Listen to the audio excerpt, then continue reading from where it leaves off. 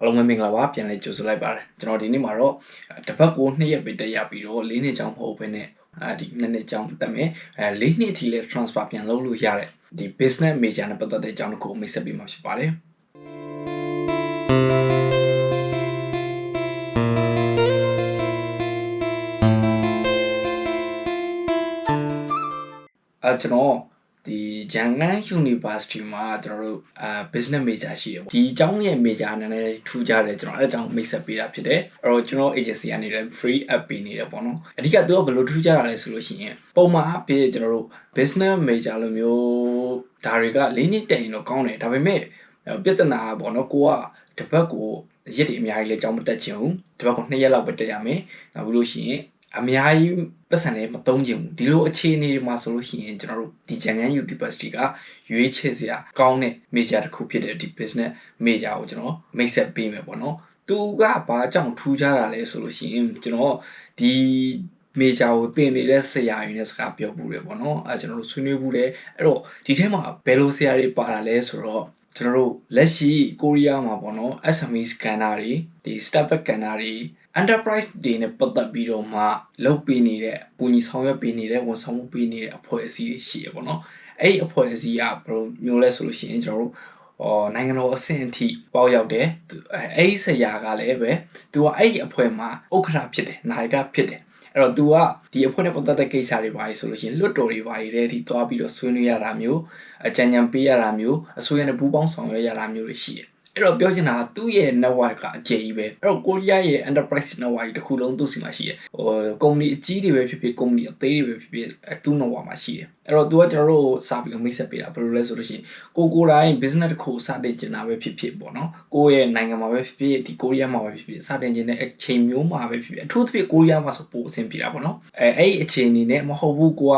တကယ် corporation business ကြီးတွေဝင်ရောက်ပြီးတော့လေ့လာခြင်းနဲ့ corporation business တွေမှာလည်းပဲအလုပ်အကိုင်ခွင့်လျာအတိုင်းအတာတစ်ခုအထိအားကောင်းခြင်းနဲ့ဆိုလို့ရှိရင်ပေါ့နော်သူကူညီပေးနိုင်တယ်ဆိုပြီးတော့ကျွန်တော်တို့ပြောထားတာရှိအဲ့တော့ business ကိုမှတက်မယ်ဆိုလို့ရှိရင်ပြီးရင်နောက်တစ်ခုက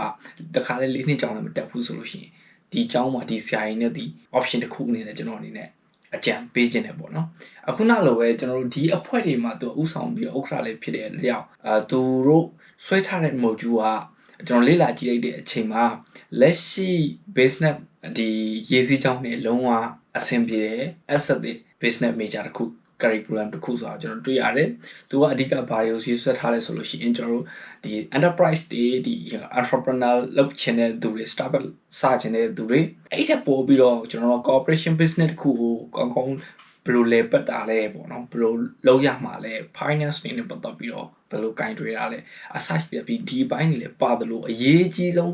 းယနေ့ခန္ဓာမှာအရေးကြီးဆုံးဖြစ်နေတဲ့ကျွန်တော်တို့ internet marketing digital marketing ကိုလည်းပဲ curriculum အပြည့်ဆွဲထားတဲ့ထဲမှာပါနေတယ်ပေါ့နော်အဲ့တော့ဒါတွေကလက်ရှိအခြေအနေမှာအရင်ကောင်းတဲ့အနေအထားတစ်ခုဖြစ်တယ်ပြီးရင်ခုနပြောသလိုပဲဒီလိုမျိုးဆရာကြီးနဲ့သင်ရပြီးတော့ကိုကနည်းနည်းစူးစမ်းမယ်အတန်းထဲမှာဟိုအကြောင်းလဲမှန်မယ်စာလဲစူးစမ်းတယ်အတိုင်းအတာတစ်ခုကြီးအဆင်ပြေတယ်ဆိုလို့ရှိရင်ဆရာတွေကသူတို့စီမှာလာပြီးတော့ချိတ်ဆက်ထားတဲ့ company တွေပေါ့နော်တော်တဲ့ကျောင်းသားတွေပါတယ်ဆိုလို့ရှိရင်သူတို့ညွှန်ပေးပါပါညာဒီလိုမျိုးဆရာတွေကိုချိတ်ဆက်တဲ့လုပ်ငန်းတွေရှိတယ်အဲ့လိုမျိုးအခြေအနေတွေမှာဆိုလို့ရှိရင် तू